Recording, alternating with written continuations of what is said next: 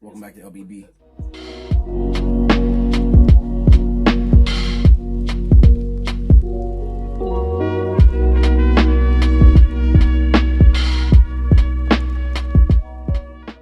What's up, y'all? Welcome back to another reaction. And today we're going to be reacting to Mr. Nightmare 2 Disturbing Road Tinder Horror Stories. Yeah, y'all requested it, so we're going to react to it. If you're watching the video, make sure you hit that subscribe button. We're almost at 300. Almost 300. Yeah. It's crazy. 244 now. So the growth is there. The growth's coming, man. So keep showing us the support. We appreciate it. Oh, it's hot right now.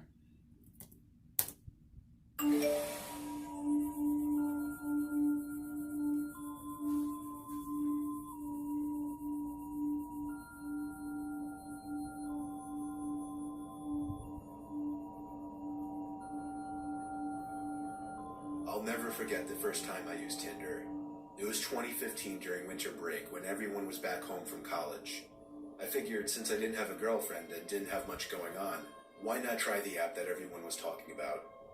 It was like 8 or 9 p.m. on a Thursday night, which was peak hours in terms of activity for the app. I downloaded the app onto my phone, and it was time to set up my profile. I spent a good 10 minutes browsing through my photo albums and found 4 flattering photos of myself that I thought would catch people's attention. I wasn't really experienced with the whole witty, funny Tinder bio thing that guys are apparently supposed to do, so I just wrote a few things about myself, like that I was 6 feet tall, played hockey at Penn State, and loved to work out. I swiped right for pretty much everyone just to see how many people would right swipe me back. I got through the given 100 likes quicker than I even expected, and didn't get a single match. My self-esteem was now completely in the toilet. I always thought of myself as great, so I didn't understand how nobody could have liked me back. After waiting forever for some kind of notification to come up on my screen, I was considering just deleting the app to save my self-esteem. But finally, a single vibration from my phone, along with the message, "Congratulations, you have a new match," popped up on my phone. Overly excited, I went back into the app and saw that I had matched with the most gorgeous girl I'd seen on the app. She had 4 photos as well, one in a bikini with a friend, one with 2 girls kissing her on either cheek, one with her leaning on a brick wall, and one that appeared to be taken at a college frat party. It's most generic photos ever. She was 20 years old, just like me, and she went to Syracuse University. I messaged her just a plain old hey with a smiley face. 10 seconds later, she responded, "Hey cutie." I took a minute to think of something smart to say. Eventually, I wrote something about her sorority and that I had a friend in the same sorority at my school, or something lame like that. She responded really quickly again, this time saying, "OMG, that's so cool," and then a smiley face. I was typing my response when she sent another message, saying, "You're so cute and so close. What are you doing tonight?" At this point, I was excited, and thought this app was easier than I thought it would be. I responded quickly, saying, "Just watching Elf, you know, pretty exciting stuff." She replied back, saying, "OMG, no way, me too. You should come over and we can watch it together," and then a winky face. I told her I was down and asked for her number. She gave it to me quickly, and I waited a minute before texting her just so I wouldn't seem desperate. When I texted her, the message was sent as a text message, indicating this person wasn't using the iMessage app. I said hey once again. She replied, "Hey, come now," and then pasted an address. The address was 5 miles from my house, or 10 minutes, which wasn't bad at all. I told her I'm on my way. Before leaving, I told my mom I was going out and left. The address was on the quieter side of town, not necessarily a nice kind of quiet.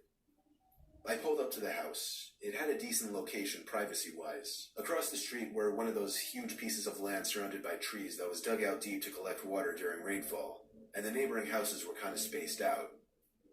A red flag went off in my head when I noticed 2 cars in the driveway. I texted her saying I was there, and she replied, "KK, go around back, the front door is loud." I replied, "Are your parents home or something?" But she didn't answer this time. I got out of the car and slowly walked around the house, noticing there was no fence to separate the front yard from the back. There was a window on the side of the house, and as I passed it, I realized there was an opening in the blinds. Someone was holding it up. But as soon as I noticed, the blinds fell back into place. I texted her again, saying, "Was that you at the window?" No response. Come on, bro. This was a little creepy now. I continued walking slowly to the I backyard, continue- and I could hear sounds coming from back there. For example, the brief sound of a yard chair scraping against the concrete. I became so nervous to turn that corner into the backyard that I froze at the edge of the brick wall, and just ever so gradually poked my head around the corner to see if anyone was in the backyard. As far as I could tell, nobody was back there. So I walked to the back door. It was a really old sliding glass door, so I could partially see into the house. Another thing I realized just then that raised more red flags: not a single light was on in the house. You know what, I told myself I'd text her one more time, and if she didn't respond, I was out of there. I took out my phone and texted her, saying, "I'm at the back door, where are you?" She responded within 10 seconds, saying, "Come in." I wasn't comfortable entering that house. I decided to call her for the first time, but after entering the number, the screen said "Text Now audio call." Text Now is one of those iPhone apps that allow you to use a fake phone number for calls and texts.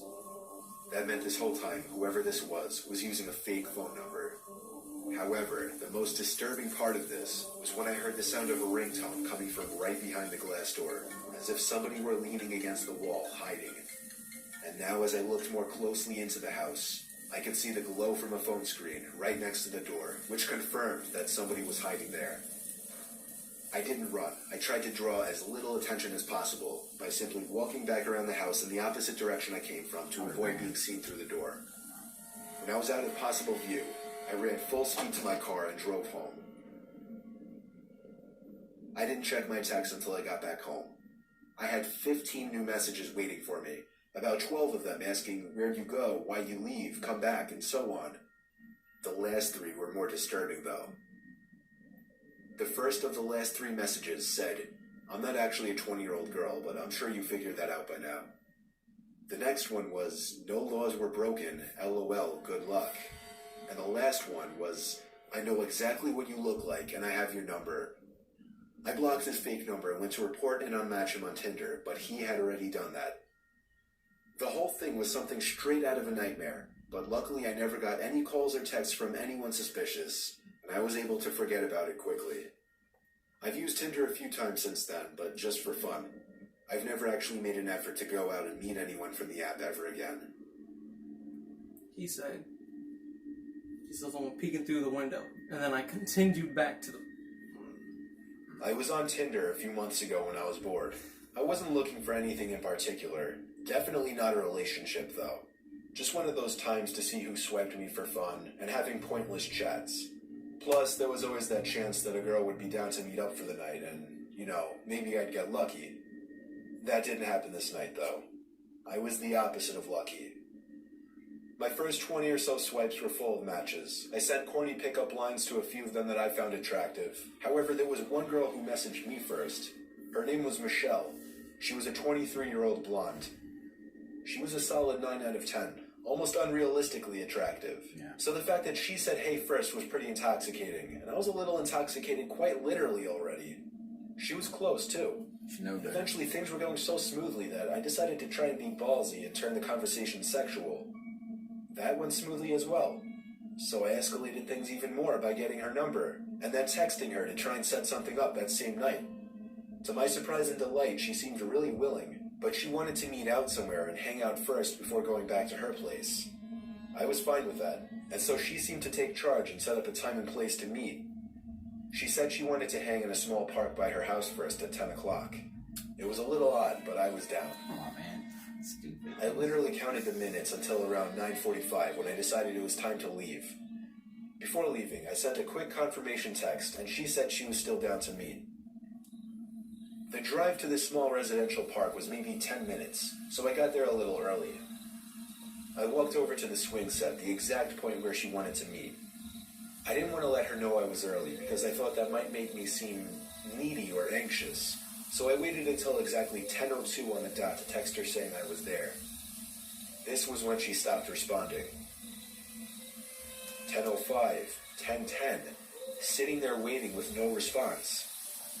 Of course, at first I figured she was driving and couldn't check her phone, but as the minutes passed, that idea started to become less realistic, and the idea that she flaked was becoming more realistic. The playground area was surrounded by trees. In fact, this whole park was very woodsy. And having been a weeknight, nobody was out and about at this time. So honestly, it was kind of creepy sitting in that park alone. The only reason I could see was because of the motion-detecting light mounted onto the small bathroom shack. In one direction, the park turned to complete woods for miles, while in the other direction, beyond a few trees, was the neighborhood road. I was sitting on the swing, pushing back and forth in boredom and disappointment. When I froze, the sounds of the squeaky metal swing chain stopped, allowing me to hear something echo out from the little bathroom shack. It sounded like, a typical sound you'd expect to hear from inside one of those bathrooms. Like somebody pressing down on the handle of the paper towel dispenser or something like that. What I'm trying to say, it sounded intentional, meaning someone might have been in there. Now this wouldn't be a completely strange thing. After all, it's a public park. Only I would have thought that they would lock the bathrooms up at this hour. And who else would actually be in this tiny park at 10:15 on a weeknight? Then I suddenly felt a vibration in my pocket. So excited, I whipped out the phone and saw a new text from Michelle. The text said exactly this. "Hey, I just got here. Come into the bathroom. I have a surprise for you." Aww. Come on, bro. My heart dropped as I read this. I felt butterflies in my stomach. Not like an innocent nervousness, more like a disturbed and freaked out feeling. My thumbs were hovering over the phone as I was conjuring up something to type in response. Then she sent another text saying, "Get off the swing and come here." As I read the text, I looked up to the tiny bathroom building and opened my mouth, almost ready to scream, when I saw half of a person's face peering out from the entrance from one of the bathrooms, leering over to me on the swing. Only for maybe half a second did I actually see a good portion of their face, though, because they slowly moved out of sight. To be honest, in the heat of the moment, I couldn't even tell if it was a male or female. But I knew something bad was going on, and I knew I was disturbed as hell by the situation. So I got off the swing quietly and tiptoed away from the playground. When I was far enough away, I ran for it back to my car. That run back to my car itself was one of the most horrific experiences of my life, because I had the constant fear of somebody chasing me in the back of my mind. As soon as I locked my car, I was able to pause for a breather. But up until that point, nothing compared to the gut-wrenching fear that I felt when I took one last look into the park and saw a grown man emerge from the trees, running towards my car. I turned the key in the ignition and practically threw the car in drive before it was even fully started. When I was halfway down the road and looked back, there was nobody in the street. When I pulled into my driveway, I sat there for 10 minutes, thinking and reflecting. I felt like I had become a changed person at that moment, like I knew what it truly felt like to appreciate life after having my life threatened. I deleted my Tinder account and then deleted the app. I didn't tell any of my family members besides my older brother. I've had a girlfriend for the past 2 months, so luckily, I don't even have to think about using that app anymore. Y'all idiots, bro. That's crazy. Y'all almost got killed over some pussy that was a 6.0 average. Yeah, like, bro. It's talking about fucking 10 hit you up. Talking about, hey, cutie. Come on, man. Come on, bro. We're guys. No one. On Tinder? No one. On Tinder, though? And you send corny pickup lines. How do you expect to get someone over here sending... Before you meet up with anybody, you need to call them. Face chat, something, bro. Something, FaceTime, something. Face, bro. It's just too easy to get kidnapped out here now. Like, come on. But yeah, if you enjoyed this reaction, make sure you hit the like button, subscribe, and share. We appreciate your support, and we'll see you next time. See you. Peace.